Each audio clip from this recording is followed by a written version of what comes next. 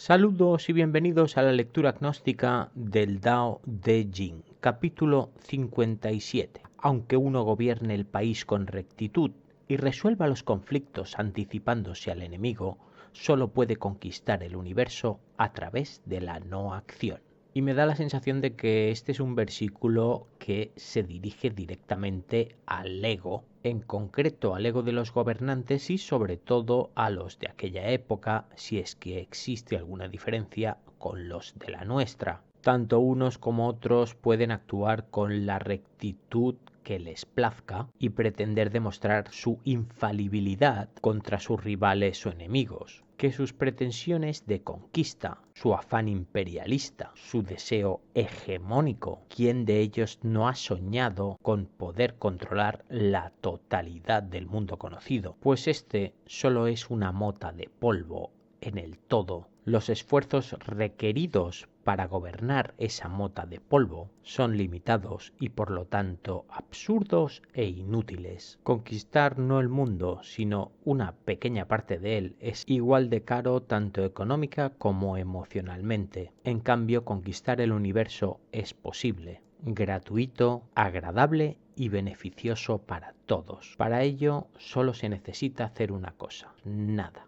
¿Por qué afirmo esto? ¿Cómo puede estar tan seguro de esto que dice? Cuando más prohibiciones haya, tanto más se empobrecerá el pueblo. Pues por la misma máxima del Tao, la confrontación entre opuestos, la prohibición únicamente ocasiona el averiguar qué será lo siguiente a prohibir. El celo generado por este acto es exponencial. Cada vez hay más leyes. La pobreza del pueblo a la que se refiere no es únicamente económica, sino humana. A cada prohibición se coarta una parte de la libertad. Por ejemplo, hace relativamente poco se ha prohibido el acceso con patinetes eléctricos en los transportes públicos aquí donde vivo yo. Esto se ha decidido a partir de que un único patinete explotó. Ni siquiera eso, se incendió. A partir de esta excepción, los gobernantes, los más alejados del Tao, han decidido coartar la libertad de todos los demás miles o centenares de miles. El buen uso de este nuevo medio de transporte otorgaba muchísimos beneficios tanto a sus usuarios como a los demás. Atención, recalco, el buen uso de ello.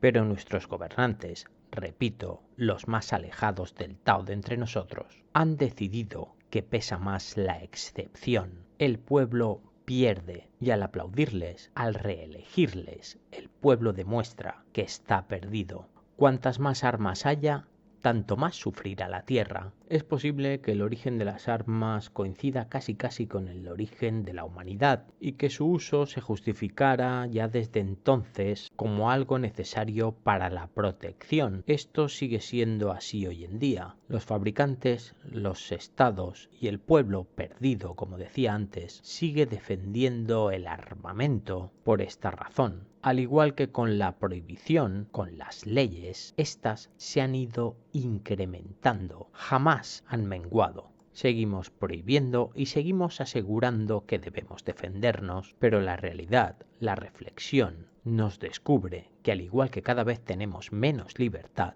cada vez tenemos más armas y más capacidad de destrucción. El enemigo es el miedo, el recelo, instigado y provocado por aquellos que nos señalan a quién debemos temer. Cuantas más personas cultiven el ingenio y la astucia, tantas más cosas extrañas sucederán. Aunque para el ingenio y la astucia se precisa inteligencia, no son exactamente sinónimos. El ingenio y la astucia tienen un objetivo, buscan una satisfacción. Esto tiene su origen en el deseo y en la pretensión, un síntoma que denota lejanía del Tao. Cuantas más leyes y órdenes se promulguen, mayor será el número de ladrones y malhechores. Y esto es fácil de demostrar por la misma ley de la dualidad. Un aspecto repercute exactamente en lo contrario. Por lo tanto, a más legislación, más ilegalidades. ¿Por qué?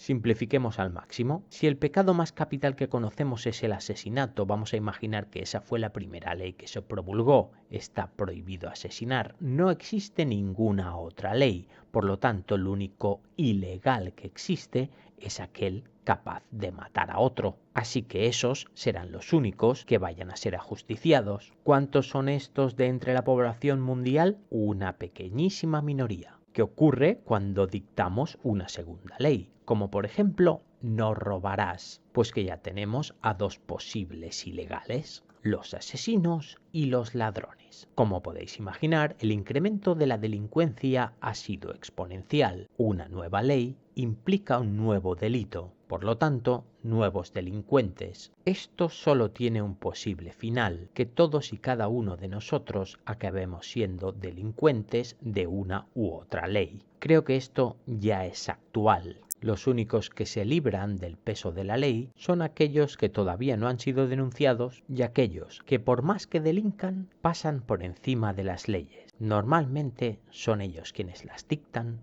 y las aplican. Siguiendo los consejos del Tao, legislarlo todo resultaría imposible, así que sería mucho más fácil y beneficioso no legislar nada. Por eso el sabio dice, porque tiendo a la no acción, el pueblo se transforma por sí mismo. Cuando el gobernante o el gobernante sabio decide no solo no dirigir, sino incluso no influir, no aconsejar, no actuar, simplemente pararse, no hacer nada, el pueblo, que por difícil de creer que parezca, está más cerca del Tao que el gobernante porque tiene menos ego, promueve los cambios desde el mismo pueblo para el mismo pueblo. Y estos cambios, también por difícil que parezca, acaban siendo siempre más beneficiosos para el total, para el conjunto, para lo común, que cuando son decisiones unilaterales, imposición, corrección, ley. ¿Por qué amo la quietud? El pueblo se corrige por sí mismo. Es más fácil que el pueblo en conjunto decida qué es lo que le conviene, que no que alguien personalmente decida por y para el pueblo. El pueblo busca el beneficio del pueblo. El individuo busca el beneficio individual. Porque no hago nada, el pueblo se enriquece.